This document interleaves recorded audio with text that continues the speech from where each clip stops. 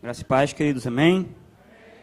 É bom estarmos aqui mais uma vez para ministrarmos a palavra de Deus. Essa palavra tem ardido no meu coração já há alguns meses. E é interessante que quando o Senhor começa a falar ao corpo, tem palavras que Deus fala com você, para você. Mas tem palavras que Deus fala para você ministrar ao corpo. E é interessante que, há um tempo atrás, eu entrei no gabinete do pastor e compartilhei com ele dessa palavra. Ele disse, olha, Deus está falando comigo também a mesma coisa. E desde então, os céus de Tomazinho têm estado abertos a esta palavra. Uma palavra de restauração, uma palavra de reedificação. E é sobre isso que eu quero falar também nessa noite. Eu sei que você já tem ouvido muitas palavras a esse respeito. Mas é para que você entenda, Jesus falou que nós precisávamos entender e discernir os tempos e as estações, para que nós pudéssemos viver em cada tempo, viver cada tempo o seu tempo. Salomão disse que há tempo para todas as coisas debaixo do céu, existe um propósito de Deus. E eu creio que Deus está liberando sobre a nossa vida, sobre a vida da ICERT, esse tempo, um tempo em que nós vamos restaurar, um tempo em que nós vamos reedificar. E todos nós precisamos estar inseridos nisso. Por isso que a palavra de Deus tem vindo insistentemente, dia após dia, falando sobre isso. Eu quero compartilhar mais uma vez sobre esse tema. É tempo de reconstruir. Você pode declarar comigo isso? É tempo de reconstruir. Abra sua Bíblia lá em Neemias, capítulo 1.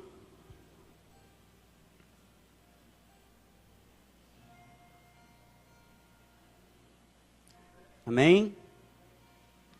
Neemias, capítulo 1. Você vai passar lá os primeiros livros, Josué, Juízes, Ruth, mais para frente um pouquinho, Samuel, 2 Samuel. Mais para frente você vai achar Neemias. Pode ficar tranquilo que está na sua Bíblia. Tá bom? Se você não achou, vai lá no índice. O índice vai te ajudar. Amém? Quantos acharam, digam amém. Quem não achou, diga misericórdia. Amém.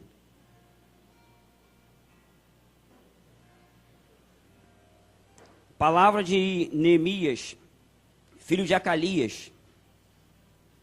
No mês de Quisleu, isto é, entre novembro e dezembro, algo profético para esse tempo.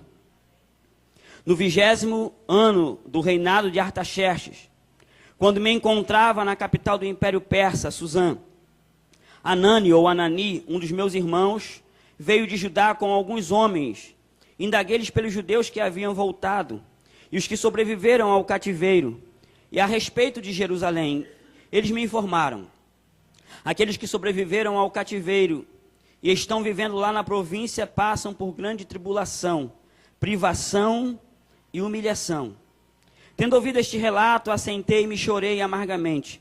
Lamentei por alguns dias e coloquei-me em jejum e em oração diante do Deus dos céus.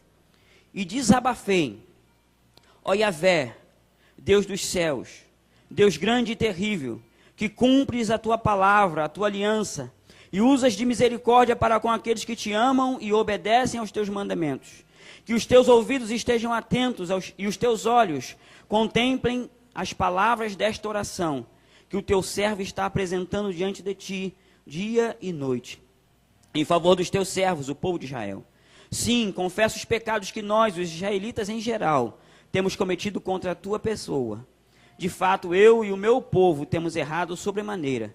Temos agido de forma perversa, corrupta e vergonhosa contra ti. E não temos obedecido os teus mandamentos, nem respeitado os teus decretos e as leis que ordenaste ao teu servo Moisés. Contudo, lembra-te, por favor, do que prometeste ao teu servo Moisés. Se fordes infiéis, eu vos espalharei entre as demais nações da terra.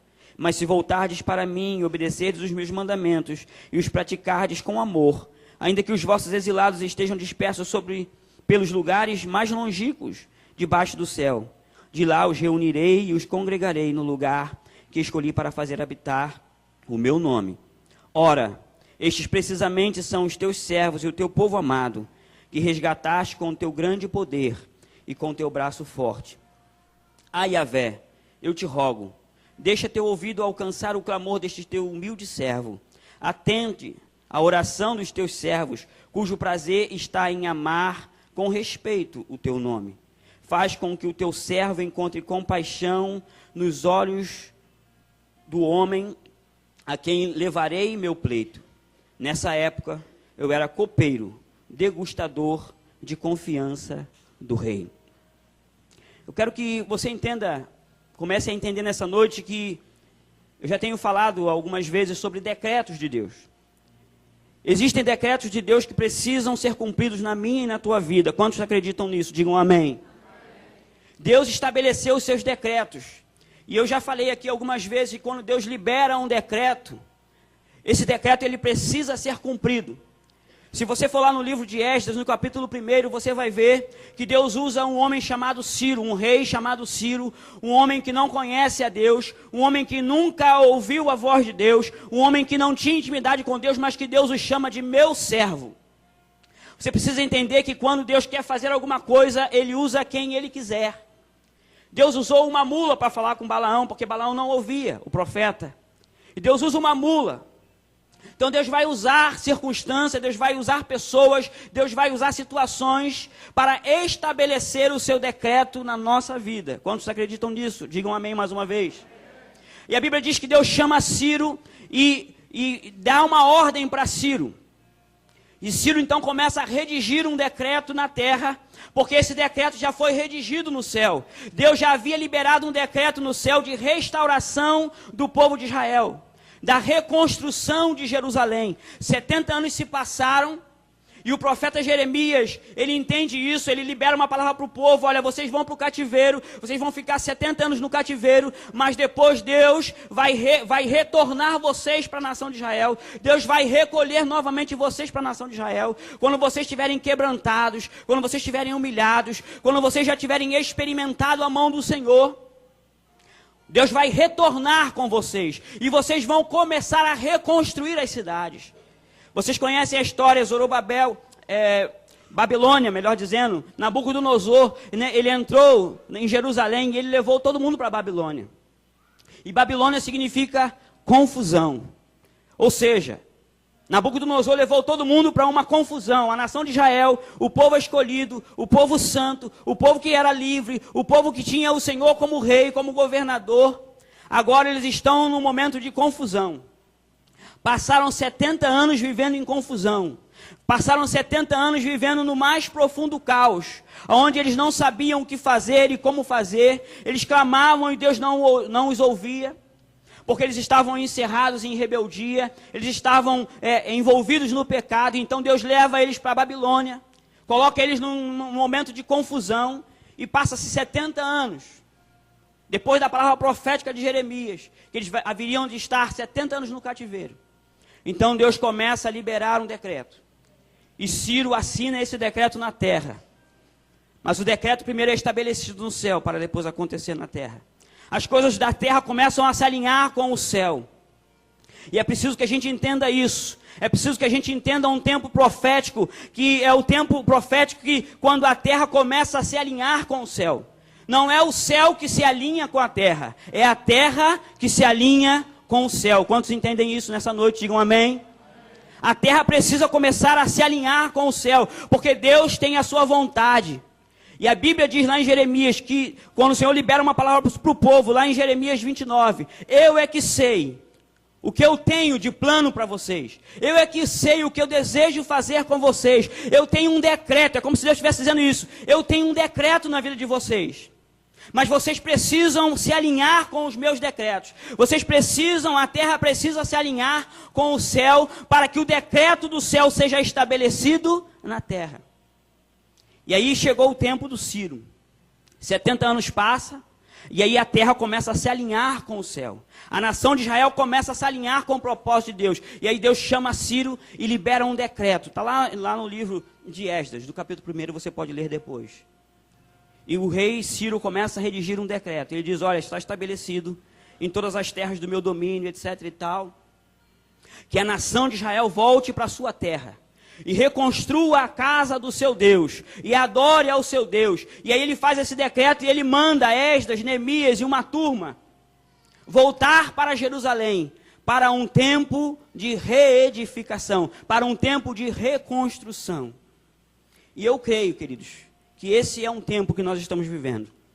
Eu creio que assim como nos dias de Esdras, assim como nos dias de Neemias, assim como nos dias de Ageu, assim como nos dias de Jeremias, assim como nos dias de Zacarias, assim como nos dias de Zorobabel, nós estamos vivendo esse tempo. Quantos acreditam nisso? Quantos podem ver pela fé isso? Mas quando a gente lê o livro de Neemias, a gente vai ver Neemias se sentindo triste, frustrado, porque o texto que nós lemos diz que quando ele ouve a notícia, o decreto já tinha sido liberado do céu. O decreto já tinha sido assinado por Deus. Mas precisava que a terra começasse a se alinhar com esse decreto. E a Bíblia diz para a gente aqui que Neemias olha e ele recebe a informação, ele recebe a notícia. Ele está lá no palácio do rei. Ele está lá numa situação bastante confortável. Neemias podia simplesmente dizer, olha, eu estou bem, graças a Deus. Eu estou aqui aprisionado, eu sou um prisioneiro, mas eu estou como alguém que está livre, porque eu cuido do rei. Ele experimentava a comida do rei, ele experimentava o vinho do rei, ele era o degustador do rei. Ou seja, o rei não comia nada sem que antes passasse pela mão de Neemias. Mas chega uma notícia, olha, a nação de Israel, os nossos irmãos, eles estão em pobreza, eles estão em humilhação, eles estão em privação, eles estão passando por tribulação, está lá no versículo 3, eles vivem na província, passam por grande tribulação, não era pouca coisa. Por grande tribulação, eles estão privados da liberdade, porque por mais que eles estivessem na terra deles, não tinha uma condição favorável para eles. Por mais que eles estivessem na terra de Jerusalém, lá na terra de Judá, eles estavam em grande privação e em grande humilhação. E aí a Bíblia diz para a gente que quando Neemias ouve, ele fica muito triste. Ele começa a chorar, ele começa a lamentar, ele começa a se entristecer. E aí ele toma uma atitude. Ele começa a orar ao Senhor. Talvez reconstruir não seja muito fácil. Dizem as pessoas que trabalham com obra que é mais fácil você construir do zero do que você reconstruir. E a Bíblia também fala sobre isso. A Bíblia de Jesus certa vez ensinando sobre o vinho novo e o vinho velho. E ele fala, olha, não há quem tenha experimentado o velho que diga o novo é melhor. Porque a gente tende a se acomodar com a situação que a gente vive. O ser humano tem essa característica. Quando você vive numa situação, seja ela adversa, ou seja ela boa, você acostuma com aquela situação. A nossa mente, ela cria mecanismo para você se acostumar àquilo. A nossa psique, ela acostuma com isso. E às vezes você está vivendo uma situação de adversidade já faz tanto tempo, e você acostuma com isso. Você é melhor deixar assim mesmo. É melhor continuar desse jeito. Mas Deus está dizendo para você nessa noite, é tempo de reconstruir, é tempo de reedificar, é tempo de você tomar uma atitude e começar a avaliar a sua vida para reedificar a sua vida. Quantos entendem isso? Digam amém. Certa vez também, quando nesse mesmo momento aqui da reconstrução do templo de Jerusalém, a Bíblia conta para a gente que quando o segundo templo foi reerguido, aqueles que tinham visto o primeiro templo começaram a chorar de tristeza. Os que não tinham visto choravam de alegria, riam de alegria, ficavam felizes. Mas aqueles que tinham visto o primeiro templo de Salomão, um templo suntuoso, cheio de glória, cheio de ouro, um templo fantástico, né? A Bíblia diz para a gente que aqueles homens, aquelas mulheres antigas começaram a chorar. Sabe por quê? Porque eles tinham como referência o primeiro. Eles olhavam o primeiro e falavam assim, esse aqui não tem tanta beleza. Esse aqui não tem tanta glória, esse aqui não é tão belo, não tem tanto ouro, não tem tantas pedras preciosas como no primeiro. A gente tende, quando a gente vai reconstruir, a gente tende a ter como parâmetro o que era antes. Mas Deus quer nessa noite dizer para você, desconstrua o passado. Desconstrua o que você tem na sua mente e o passado. Sabe por quê? Porque a Bíblia diz para nós, o Senhor diz lá em Isaías que Ele faz nova todas as coisas. Ele faz coisas novas e hoje ele tem um projeto para a tua vida, um projeto de reconstrução, um projeto de reedificação da tua vida. Quantos podem dizer amém? Então eu quero compartilhar alguns passos de Neemias aqui nesse texto. Primeiro passo que Neemias tomou para que ele pudesse reconstruir junto àquela nação os muros de Jerusalém, aquela cidade. Primeiro passo que Neemias tomou foi que ele chorou. Diga, ele chorou. Diga, eu também posso chorar. Você precisa olhar a tua situação e você precisa chorar. Você precisa sentir aquilo que você está vivendo. Não é pecado você sentir tristeza. Eu sempre falo isso. A gente vive, infelizmente, uma pseudo-teologia do só vitória. E nem sempre é só vitória. Você vai ter momentos de perda. Você vai ter momentos de luta. Você vai ter momentos em que você vai chorar. Pastor, o que é isso? Não dá para o senhor descer do púlpito e parar de pregar, não. Existem momentos na nossa vida que são momentos de choro. E isso é real. E você tem que chorar o teu choro. Não adianta você chegar aqui para todo mundo e dizer, olha, está tudo legal, está tudo bem, se você está com vontade de chorar. Se você está passando por uma luta, se você está passando por uma adversidade, se você está sofrendo, se você está em privação, se você está em humilhação, se você está em grande tribulação, você tem que chorar. Porque senão você fica doente. Você está entendendo isso? Quando você não chora, quando você é fortão, quando você é fortona, quando você diz assim, eu não posso chorar, eu não estou dizendo que você tem que ter falta de fé, eu não estou dizendo que você tenha que duvidar de Deus, eu estou dizendo que você tem que passar pelo seu momento, e se o momento é o momento de chorar, você tem que chorar. Porque Salomão falou isso, tem momento de rir e tem momento de... Se está na Bíblia, querido, é para você chorar. Sabe quem chorou? A Bíblia diz que Jesus chorou. Teólogos dizem que é por um motivo, teólogos dizem que é por outro, não me importa, mas a Bíblia diz que Jesus chorou. Independente do motivo, Jesus sentiu as suas emoções e ele chorou. Jesus sentiu a angústia da cruz, e porque ele sentiu a angústia da cruz, o abalo, naquele momento, o homem Jesus, ele se sentiu tão abalado que ele suou gotas de sangue, numa síndrome rara dentro da medicina. Ele precisava chorar, ele precisava sentir. Até aquele momento Jesus foi totalmente equilibrado, mas quando chegou no momento do Getsêmani, Jesus os seus pensamentos estavam tomando a sua mente de tal forma que as suas emoções foram abaladas. O Jesus que nós servimos, mas que estava aqui como homem, plenamente homem.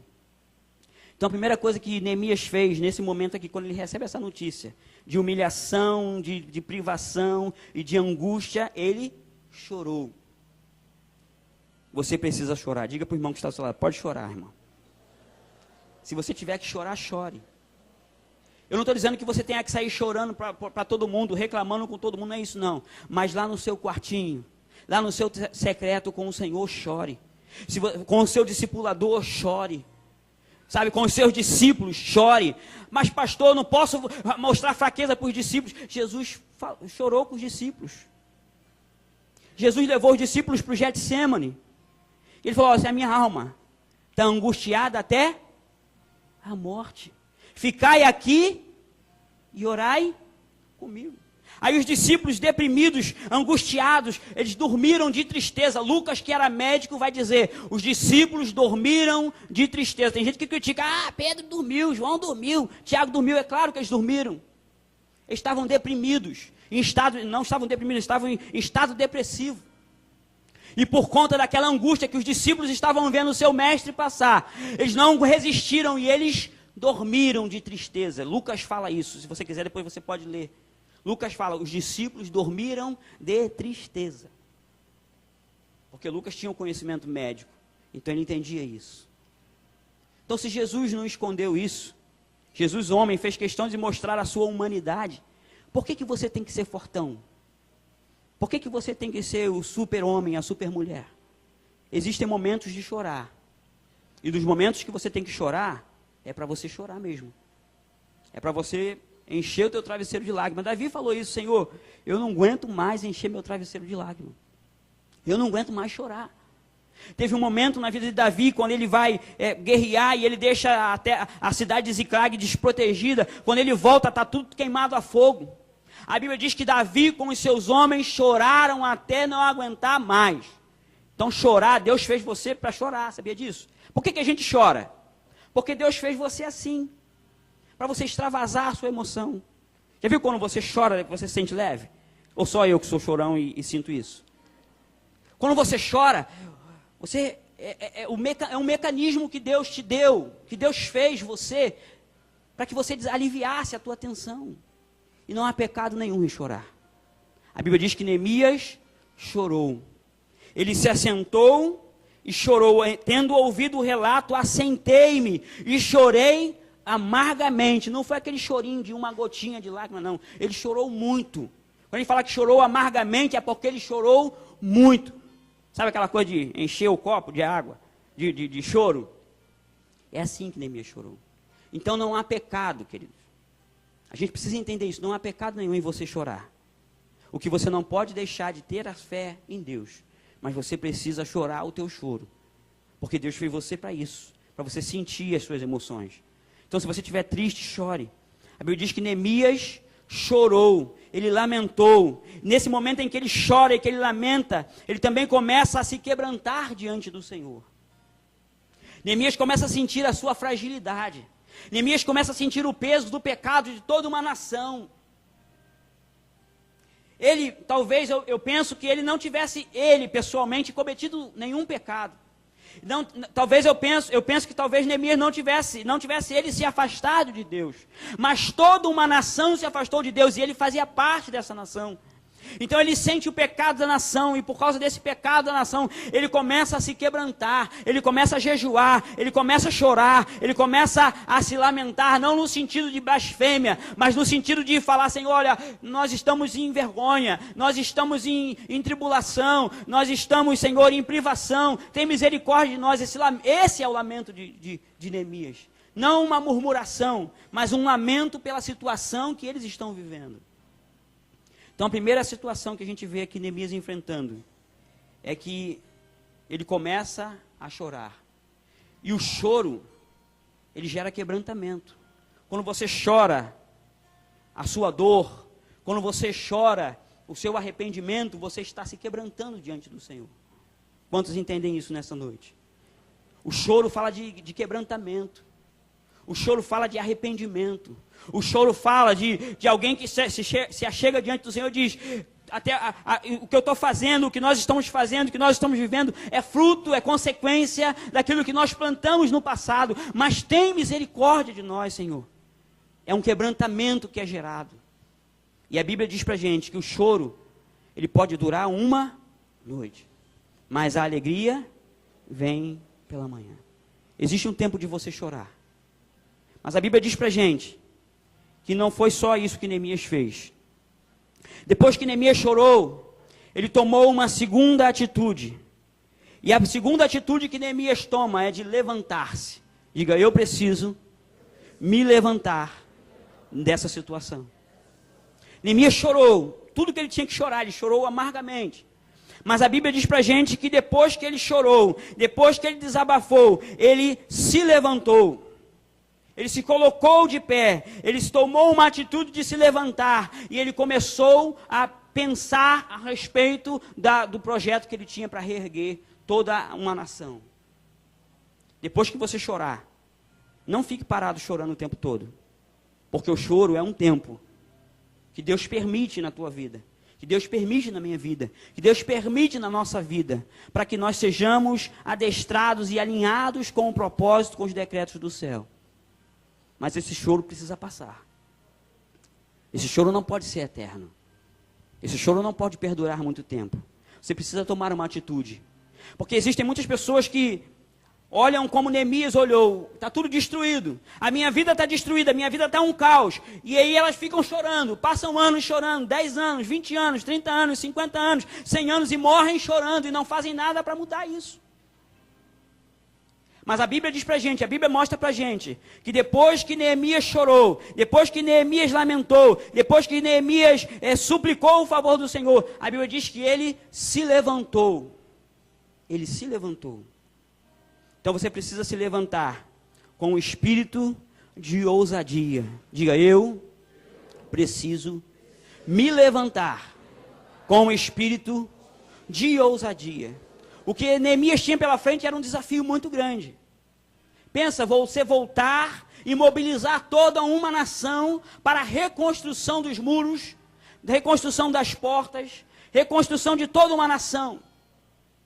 Neemias precisava levantar-se com ousadia. E a Bíblia diz para a gente que ele vai orar ao Senhor. E ele vai pedir estratégias ao Senhor. Ele diz, eu orei ao Deus dos céus. E eu pedi, Senhor, que eu encontre favor ao homem que eu vou falar. Ele ia ao rei, ele pensou, bom, eu preciso ir ao rei, eu preciso fazer alguma coisa, eu preciso me levantar e tomar uma atitude, porque a situação que eu estou vivendo, a situação que os meus irmãos estão vivendo, a situação que a minha nação está vivendo, nós precisamos tomar uma atitude, nós precisamos tomar um posicionamento. E levantar-se fala de uma posição de ousadia. Existem muitas pessoas que quando ouvem e quando vivem essa situação de caos, elas acabam prostradas, elas morrem prostradas. Mas a palavra profética para você nessa noite é: se levante com ousadia. Levante-se com ousadia e busque estratégias em Deus para que você possa começar a reconstrução. Quantos entendem? Digam amém. Neemias foi de uma ousadia tremenda. Eu disse para vocês, ele não era livre, ele era um escravo na Babilônia. Mas ele chega para o rei e o semblante de Neemias era triste. E o rei pergunta para ele, por que você está triste, cara? Você me serve há tanto tempo e eu nunca vi você triste. Você sempre chegou à minha presença com alegria, sempre me serviu vinho com alegria. O que está acontecendo contigo hoje, cara? Tu está doente? Não é possível que você esteja doente. E Neemias liberou a palavra. Disse, olha, a situação é essa, essa, essa, essa e essa. Você precisa falar com as pessoas certas. Não adianta você ficar lamentando e chorando com as pessoas erradas. Deus te dará estratégia. E Deus te mostrará as pessoas certas. Com quem você deve falar, mas sobretudo fale com Ele. Porque Neemias, antes de falar com o rei, falou com Deus. Neemias, antes de falar com o rei, falou com aquele que tinha um decreto liberado, que era o Senhor. Neemias foi falar com o Senhor e falou, Senhor, me dá graça diante desse homem. Senhor, que me conceda graça diante desse homem, para que quando eu falar, seja a tua boca falando. E a Bíblia diz então que Neemias vai falar ao rei. Ele toma uma atitude de ousadia. E ele começa a buscar estratégias em Deus. Quando Neemias volta para a nação de Israel, para Judá, para a reconstrução dos muros de Judá, os muros de Jerusalém, a Bíblia diz que ele já vai com uma estratégia. Você precisa ter uma estratégia. Diga, bata no seu peito, eu preciso de uma estratégia. E Deus vai te dar uma estratégia se você pedir. O terceiro passo que Neemias toma é que ele vai fazer uma avaliação daquilo que precisa ser feito. Neemias faz uma avaliação daquilo que precisa ser feito. Amém? Ajudem, por favor, diáconos. Ajudem a irmã aqui, por gentileza. Amém?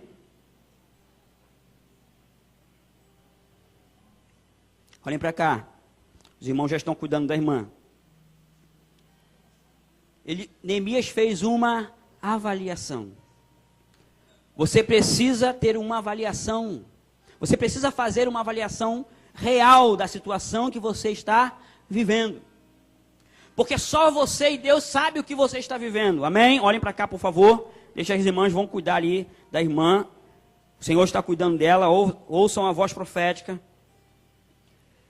Você precisa fazer essa avaliação. O que você precisa fazer na tua vida? O que está bagunçado? O que está uma Babilônia na tua vida? Que área ou que áreas estão bagunçadas, que estão desorganizadas na tua vida? Você precisa avaliar isso.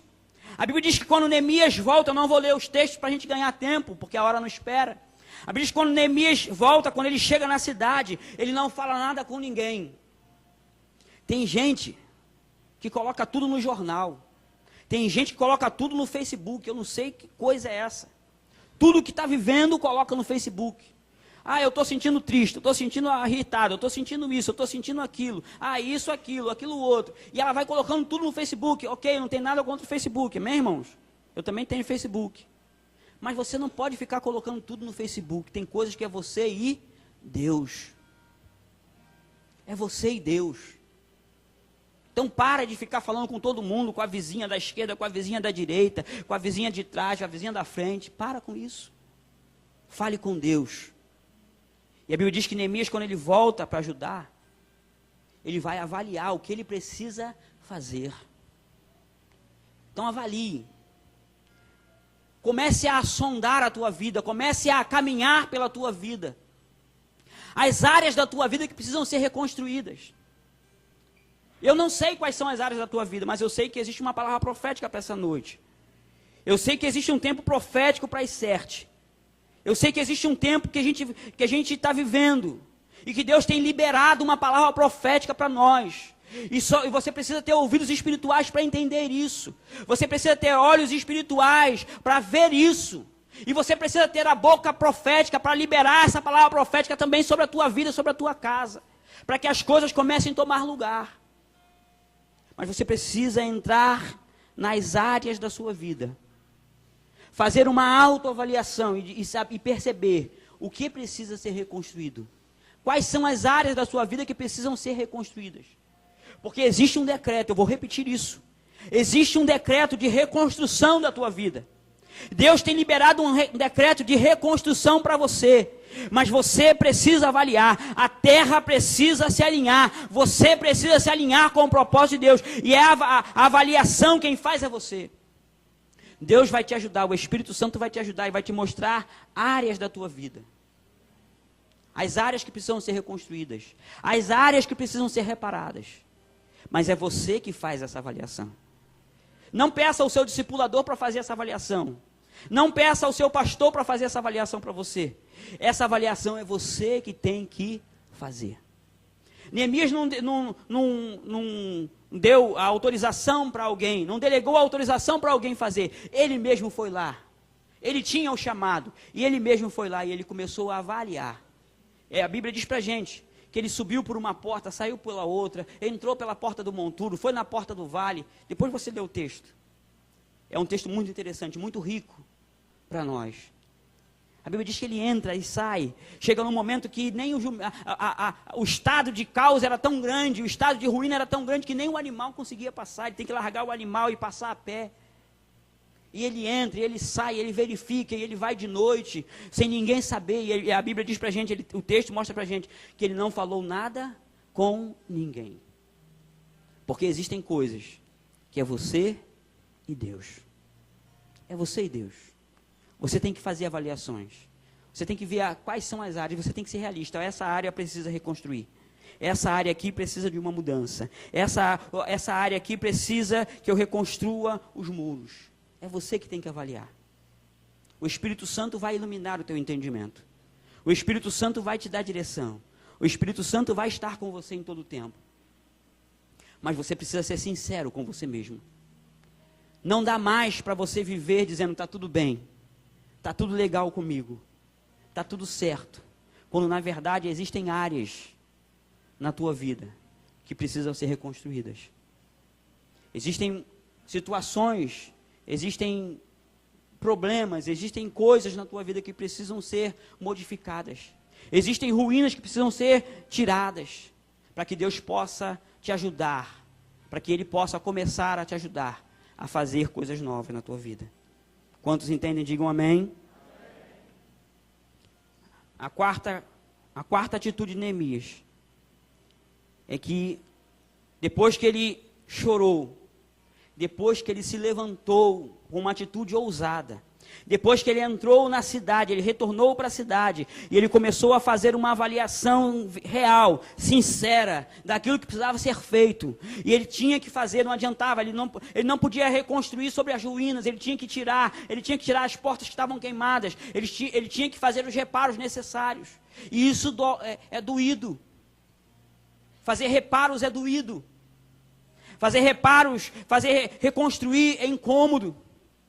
Nem sempre você vai ser entendido. Algumas vezes você vai ser questionado. Mas é preciso. Diga para o irmão que está do seu lado, é preciso reconstruir. Eu sei que é difícil. Como é difícil reconstruir? como é difícil mudar situações, como é difícil mudar condições que muitas vezes, por conta de erros do passado, você acaba sendo inserido. Como é difícil, mas você precisa ser realista. Nós precisamos ser realistas, precisamos avaliar e dizer, olha, Senhor, essa área aqui precisa de reconstrução. Essa porta aqui precisa de reconstrução. Essa parte do meu muro precisa de ser derrubada e reconstruída. E creia, você conseguirá fazer isso em nome de Jesus. Porque você tem um espírito de ousadia. A Bíblia diz que Ele não nos deu espírito de temor, mas Ele nos deu do mesmo espírito que estava sobre Neemias, um espírito de ousadia.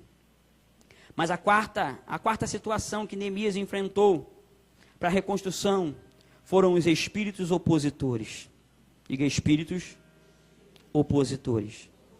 Toda vez, escute isso por favor, toda vez que você se sente movido pelo Senhor, para que áreas da sua vida sejam reconstruídas, e você começa a buscar o Senhor, e você começa a ter atitude para a reconstrução de áreas da tua vida, toda vez que você começa a avaliar, e que você faz uma avaliação verdadeira, e você toma posição, eu sei que essa situação, eu sei que essa área da minha vida está em ruína, mas eu vou reconstruir, saiba que o inferno arregimenta espíritos opositores contra a tua vida.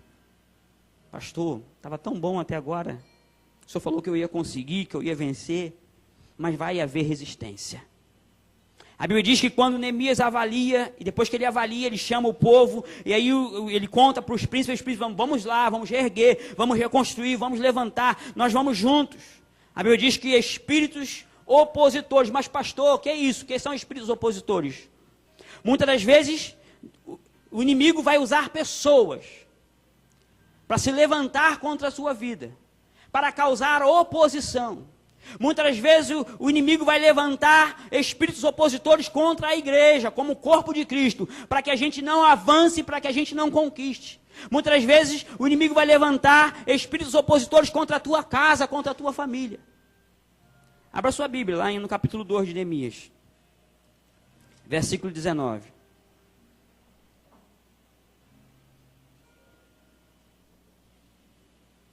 Capítulo 2, versículo 19, diz assim. Versículo 18. Vamos ler do versículo 18, que é para a gente entender. Também, Neemias falando, também lhes revelei como Deus tinha sido misericordioso comigo, e tudo quanto o rei me havia declarado. Diante disso, eles exclamaram. Agora Neemias está contando para os príncipes, está contando para aqueles homens seletos, não é para todo mundo não, é para alguns homens, alguém que vai ajudá-lo a reconstruir, alguém que Deus está colocando no caminho dele para que ele pudesse reconstruir os muros de Jerusalém. E ele faz essa declaração, ele conta como que Deus abençoou, como que ele falou com o rei, como o rei liberou uma palavra sobre a vida dele, liberou ele para voltar. Aí o que os homens fazem? Os homens exclamam, levantemo-nos, pois, e reconstruamos nossas muralhas. E cheios de ânimo, fortaleceram suas mãos para a realização desse bom projeto. O projeto era o quê? Bom. Era vontade do Senhor, era propósito do Senhor, era decreto do Senhor. Ah, pastor, o senhor falou que Deus tem um decreto. É verdade, Deus tem um decreto. Mas só que tem o cramulhão lá, ele também quer impedir. Deus tem decretos sobre a tua vida. Só que o inimigo vai se arregimentar para impedir que os decretos de Deus se cumpram na tua vida. Lembra de Daniel? Daniel orava. Ele começou a orar, está dentro desse mesmo contexto. Daniel começou a orar, entendeu a revelação. Ele lendo o livro do profeta Jeremias, ele entende a revelação de que era tempo de Deus para que o povo voltasse a Jerusalém. Daniel começa a orar. A Bíblia diz que existe um espírito de oposição contra a oração de Daniel. Daniel fica 21 dias orando. A Bíblia diz que vem o anjo e libera a informação para Daniel. Olha, Daniel, olha só, queridos, a Bíblia diz, no dia em que você aplicou o teu coração a buscar o Senhor, a resposta saiu, mas o príncipe da Pérsia se opôs. Havia um principado nas regiões celestiais impedindo. A palavra profética, a palavra de Deus, o decreto de Deus já havia sido liberado. Daniel estava orando e a Bíblia diz que o anjo, quando chega para Daniel, diz, olha, no dia no mesmo instante, na mesma hora que você dobrou o seu joelho, e você se propôs, e você começou a buscar o Senhor, no mesmo instante a palavra de Deus foi liberada. Mas houve oposição. Então você precisa guerrear. Quantos estão entendendo isso? Amém? Você precisa guerrear contra esses espíritos opositores. Com Neemias não foi diferente. Havia uma liberação da palavra profética, havia um tempo profético de reconstrução, havia uma palavra empenhada da parte de Deus. Neemias estava se posicionando, a nação de Israel, os príncipes de Israel estavam se alinhando com o céu. Quando o inferno percebe isso, eles começam a fazer oposição, usando pessoas. Nesse momento aqui ele usa pessoas. Versículo 19. No entanto, quando Sambalate, o horonita, Tobias, o oficial amonita, e Gesem, o árabe, tomaram conhecimento desses fatos, zombaram de nós, desprezaram-nos e questionaram: o que é isso que estás tentando fazer? Quereis rebelar-vos contra o vosso rei? Afirmei-lhes então: o Deus dos céus, em que fará com que sejamos bem-aventurados, e nos dará sucesso nessa obra, e nós, seus servos, apenas nos levantaremos e trabalharemos. Todavia, vós não tendes parte, nem direito, nem memorial em Jerusalém. Eu queria que você levantasse a sua mão e declarasse isso. Repita comigo: o Deus dos céus é quem fará que sejamos bem-aventurados e nos dará sucesso nessa obra. E nós, seus servos, apenas nos levantaremos e trabalharemos. Aleluia. Você pode aplaudir ao Senhor por isso? Aleluia. O Deus dos céus nos fará prosperar. O Deus dos céus nos fará prosperar. Então, aprenda isso nessa noite. Haverá oposição. E você precisa resistir à oposição. Resistir ao diabo e ele fugirá de você. E a gente precisa ter isso, porque a gente sabe muito bem, a gente conhece a letra, a gente conhece o versículo, a gente sabe até que está lá em Tiago isso, não é verdade? A gente sabe que está na Bíblia, mas na prática, nós precisamos resistir o diabo e todos os seus mensageiros. Porque eles tentam impedir o agir de Deus na nossa vida. Eles tentam impedir o propósito de Deus na nossa vida. Então é preciso enfrentar o espírito de oposição. Nesses dias Deus tem falado conosco a respeito disso. Nós precisamos nos posicionar alinhados com o céu e resistir todo espírito de oposição que tenta impedir que a gente não reconstrua a nossa Jerusalém, a nossa terra, os nossos muros. E por último, o quinto passo que Neemias tomou. Ele chorou, ele se quebrantou, ele lamentou, ele se levantou com ousadia, ele tomou uma atitude e disse: eu vou construir, eu vou reconstruir, eu vou partir, eu vou fazer, Deus vai me ajudar, eu não vou ficar nessa situação, eu não vou ficar em vergonha, eu não vou ficar em humilhação, eu não vou ficar em opróbrio, eu não vou ficar na tribulação, eu vou me levantar, eu vou tomar uma atitude. Ele se levanta, ele avalia tudo que ele precisava fazer, ele verifica tudo, as áreas que ele precisava reconstruir, ele enfrenta com autoridade espiritual, porque Deus já te deu autoridade espiritual, amém, irmãos? Deus já te deu autoridade espiritual. Você tem autoridade como igreja para repreender todo espírito de oposição. Você tem autoridade espiritual para chegar na tua casa e declarar: olha, aqui na minha casa não existe impedimento para o agir do Senhor. A minha casa vai ser reconstruída, a minha família vai ser reconstruída, o meu ministério vai ser reconstruído. Qualquer que seja a área da tua vida, você tem autoridade espiritual para enfrentar a oposição e resistir à oposição. E o quinto passo: comece a reconstruir. Comece a reconstruir. Não adianta você enfrentar o espírito de oposição e ficar sentado depois que ele foi embora. Você precisa reconstruir. Não adianta você ficar chorando. Você tem que reconstruir. Não adianta você fazer avaliação, não. Eu sei que essa e essa e essa e essa, ou talvez todas as áreas da minha vida precisam ser reconstruídas, e ficar nisso. Você precisa tomar uma atitude de fato, de se levantar e começar a reconstruir. Quais são as áreas da tua vida que precisam ser reconstruídas? Você precisa tomar uma atitude. Você precisa ter as estratégias de Deus. Mas você precisa também se posicionar e dizer, eu vou reconstruir. Se até agora o que eu estava fazendo está errado, eu vou mudar em minha atitude. Se dessa forma que eu estava fazendo estava errado, eu vou mudar o meu comportamento. Isso é reconstruir.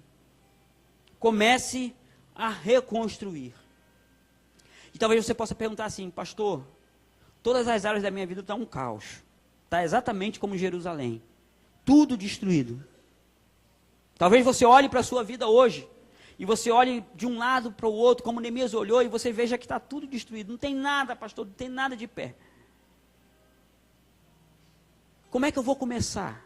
Por onde eu vou começar? E eu perguntava isso ao Senhor. Senhor, Neemias, ele quando chega em Jerusalém, ele vê que está tudo destruído. Por onde começar? Por onde Neemias ia começar? Se estava tudo destruído. Pelo menos um sinal, pelo menos alguma coisa erguida tinha. Não, não tinha, estava tudo destruído. As portas queimadas a fogo, os muros destruídos. E aí o Espírito Santo falou ao meu coração, comece pela sua vida. Não tem como você reconstruir nada antes de você começar a reconstruir a sua própria vida. E quando eu falo da sua própria vida, eu estou falando das suas emoções. Eu estou falando dos seus sentimentos. Eu estou falando de pessoas que muitas vezes estão destruídas pelas mágoas, pelos rancores, pelo ódio. Pessoas que estão destruídas, não fisicamente, mas emocionalmente, sabe? Pela falta de perdão. Comece pela sua vida. Quais áreas da sua vida precisam ser reconstruídas? Comece a olhar para você. Porque quando Deus me deu essa palavra, Deus não está preocupado com coisas físicas. Entenda isso, querido. Deus não está preocupado com coisas físicas. A coisa física é a coisa mais fácil para Deus fazer. Deus está preocupado com você que é templo dele. Deus está preocupado com pessoas. Deus não está preocupado com coisas. Deus está preocupado com gente. Quantos estão entendendo isso?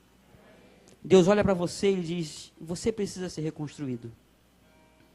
Existem muitas pessoas que estão aqui, que vêm para o culto, todo domingo, toda quarta, vêm de manhã, vêm de noite, vêm de tarde, mas estão destruídas. E nós precisamos ser reconstruídos a partir de nós. Existe uma canção antiga que diz, a começar em mim. É muito fácil a gente dizer, olha, fulano precisa ser reconstruído, fulano precisa melhorar, fulano precisa mudar, olha, minha esposa precisa, o meu esposo precisa, meu filho precisa, mas você precisa ser realista, eu preciso. Existem áreas na minha vida que precisam ser reconstruídas, assim como eu sei que existem áreas na tua vida que precisam ser reconstruídas. Então, quer uma dica? Comece por você, comece pela tua vida. E eu perguntei ao Senhor, e daí? Depois o Senhor falou, depois você reconstrua a sua casa. Primeiro a sua vida, depois a sua casa. A Bíblia mostra pra gente, lá no capítulo 3, abra sua Bíblia aí, no capítulo 3, versículo 28, a gente já está concluindo.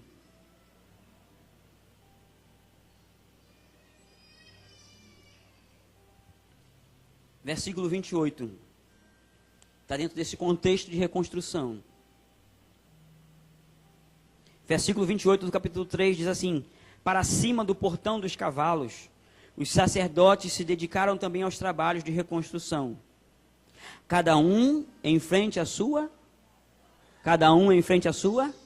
casa. Se você ler a partir do versículo 28, você vai ver que todos eles reconstruíram a partir da sua casa. Não, eu quero reedificar a vida do irmão. Não, reedifique a sua casa. Casas que estão destruídas precisam ser reedificadas. Por que o Senhor está falando que é preciso reedificar as casas? Porque não existe igreja sem família. Não existe igreja sem família. Não tem como viver comunidade, não tem como viver igreja se você na sua família não tiver organizado, se não tiver reconstruído, se a tua casa não tiver reconstruída. O Senhor certa vez liberou uma palavra para o rei Ezequias: põe a tua igreja em ordem, não foi isso? Põe a tua cidade em ordem, não foi isso que Deus falou? Põe a nação em ordem, foi isso que Deus falou para ele? Põe a tua casa em ordem. Quer que a igreja seja saudável? Põe a tua casa em ordem. Certa vez, Jesus, a Bia até ministrou domingo passado a esse respeito, não necessariamente sobre essa pessoa, mas dentro do contexto. Quando Jesus expulsa aquela legião de demônios do endemoniado, chamado endemoniado gadareno. A primeira coisa que aquele homem quer é entrar no barco e ir com Jesus. Jesus, deixa eu ser um evangelista, deixa eu ser um discípulo teu. Jesus falou para ele: vai reconstruir primeiro a tua casa. Volta para a tua casa. Porque lá você deixou filhos, lá você deixou uma esposa, lá você deixou a tua descendência destruída. Porque você deu legalidade a demônios. Então volta para a tua casa. Comece a reconstruir a tua casa. Comece a reconstruir a tua família. Comece a reconstruir os relacionamentos dentro da tua casa. Comece a reconstruir relacionamentos com o teu filho. Vocês pais, comecem a reconstruir os relacionamentos que foram quebrados com seus filhos. Vocês filhos, comecem a reconstruir os relacionamentos que foram quebrados com seus pais. Vocês cônjuges, comecem a reconstruir os relacionamentos entre vocês. Malaquias tem uma palavra. Malaquias termina com uma palavra, dizendo que a terra é ferida por maldição, quando o coração dos pais não está convertido aos filhos, e quando o coração dos filhos não está convertido aos pais. É muito sério isso. É muito forte isso. A terra é ferida de maldição quando a nossa casa está em desordem. Quando os filhos não se relacionam com os pais, quando os pais não estão convertidos, não estão voltados para os filhos, e quando os filhos não estão voltados para os pais. Então, nessa noite, reconstrua a sua vida, reconstrua a sua casa, a sua família. Antes de qualquer coisa, olhe dentro da sua casa. O que precisa ser reconstruído? Como eu tenho me comportado, como eu tenho sido dentro da minha casa, com o meu pai, com a minha mãe, com a minha esposa, se você é esposa com seu esposo, se você é pai com seus filhos. Como é que você tem estado, como é que você tem sido? Para que Deus você possa viver um tempo profético de reconstrução, um tempo de restauração. É preciso começar pela sua casa. A Bíblia diz aqui que os sacerdotes começaram pela sua casa. Eles reconstruíram em frente à sua casa. É tempo de você começar a reconstruir sua casa. E aí você vai começar a ver a diferença. Você vai vir para a igreja com a sua família. A outra família vai vir. E todos vão vir. E aí nós vamos ser uma comunidade fantástica. Porque famílias vão estar reconstruídas. Os muros da nossa casa vão estar reconstruídos. A unidade da nossa casa vai estar estabelecida. Nossos filhos, nossos cônjuges vão estar juntos conosco nessa empreitada. Reconstrua a sua casa. E por último, reconstrua o seu chamado. Reconstrua o seu ministério. Existem muitas pessoas que deixaram o seu chamado, que abandonaram o seu chamado, que foram saqueados no seu chamado. E o inimigo entrou e fez um salseiro no chamado. E fez um salseiro no ministério. Mas Deus está chamando pessoas nessa noite para reconstruir o chamado. Para reconstruir o teu chamado. Você sabe o que Deus está falando com o seu coração nessa noite. E eu queria concluir pedindo que você abrisse a sua Bíblia no mesmo livro de Neemias.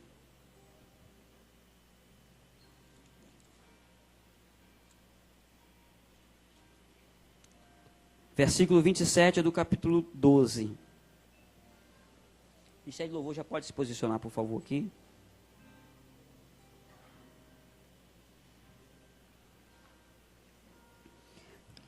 Versículo 27 diz assim: por ocasião da dedicação a Deus dos muros de Jerusalém, os levitas foram convocados e trazidos de onde estavam, vivendo para Jerusalém, a fim de participarem alegremente das cerimônias de dedicação, com seus hinos, cânticos e declarações de ações de graças, ao som de símbolos, alaúdes, harpas e liras.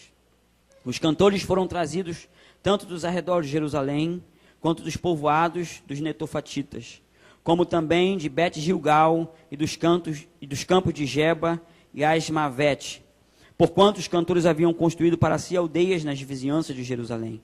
Os sacerdotes e os levitas purificaram-se cerimonialmente, e em seguida santificaram também o povo, as portas e os muros de Jerusalém. Então ordenei aos líderes de Judá que subissem ao alto do muro, e constituí dois grandes corais, para entoarem graças a Deus. Um posicionou-se mais à direita, sobre o muro, em direção à porta do lixo. Asaías e a metade dos líderes de Judá os seguiram: Azarias, Esdras, Mesulão, Judá, Benjamim, Semaías e Jeremias. E dos filhos dos sacerdotes, levando trombetas, Zacarias, filho de Jonatas, filho de Semaías, filho de Matanias, filho de Micaías, filho de Zacur, filho de Asaf. E seus irmãos Semaías, Azarel, Milalai, Galalai, Maai, nome tudo bonito, Natanel, Judá e Anani, com os instrumentos musicais de Davi, homem de Deus. E Esdras, o mestre e escriba, ia diante deles. À entrada do portão da fonte, subiram diretamente as escadas da cidade de Davi, onde começa a subida do muro, acima da casa de Davi, até o portão das águas a leste. O segundo coro avançou no sentido oposto. Eu os acompanhei quando iam sobre o muro, levando comigo a metade do povo. Passamos da torre dos fornos até a parte mais larga do muro, e continuaram passando por sobre o portão de Efraim, da porta Gesana, isto é, a porta velha, a porta do peixe, a porta de Ananael, a torre dos 100, indo até o portão das ovelhas. Junto ao portão da guarda paramos. Assim os dois coros, que rendiam graças a Deus, pararam em suas posições no templo, como também eu e a metade dos oficiais que me acompanhavam. Os sacerdotes Eliaquim, Maazéias, Miniamim, Micaías, Elioneai, Zacarias, Ananias, com trombetas, além de Maazéias, Semaías, Eleazar, Uzi, Joanã, Milquias, Elão e Esser. Os corais cantaram sob a direção de Jejaías.